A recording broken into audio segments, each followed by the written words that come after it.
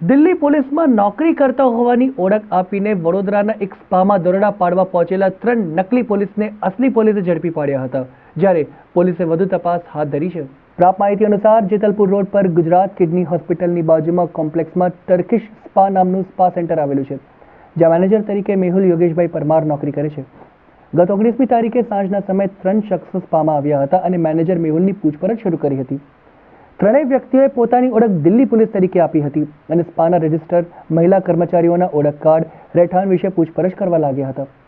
આ દરમિયાન મેનેજર મેહુલ પરમારે સ્પાના માલિક વિશે પૂછપરછ કરતા મેનેજરના ફોનથી સ્પા માલિક પૃથ્વીરાજ રાણા સાથે વાત કરી હતી।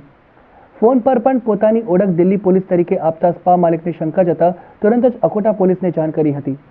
થોડી જ વારમાં અકોટા પોલીસનો સ્ટાફ સ્થળ પર પહોંચી ગયો હતો, જ્યાં તેઓએ દિલ્હી પોલીસના અધિકારી બનીને આવેલા ત્રણેયની પૂછપરછ કરી હતી। તેઓ પાસે પોલીસ હોવાના કોઈ પુરાવા કે ઓળખ કાર્ડ મળી આવ્યું ન હતું, જેથી પોલીસે ત્રણેયની અટકાયત કરીને પૂછપરછ શરૂ કરી હતી। સ્પા માલિક સાથે ફોન પર વાત કરાવનાર વ્યક્તિનું નામ અનિલ મનુભાઈ રાવળ હોવાનું સામે આવ્યું હતું, જ્યારે તેના 2 સાગરીતો શાકિર કાદરભાઈ મણિયાર તેમજ જતીન હર્ષદભાઈ માસ્તરની ઓળખ થઈ હતી। ત્રણેય આરોપીઓ મૂળ વડોદરાના જ રહેવાસી છે અને પોલીસનો સ્વાંગ રચીને સ્પા સંચાલકને ધમકાવી રૂપિયા કઢાવવાની ફિરાકમાં હતા। અકોટા પોલીસે સ્પા સેન્ટરના મેનેજરની ફરિયાદના આધારે ત્રણેય આરોપીઓની ધરપકડ કરી આગળની કાર્યવાહી હાથ ધરી છે।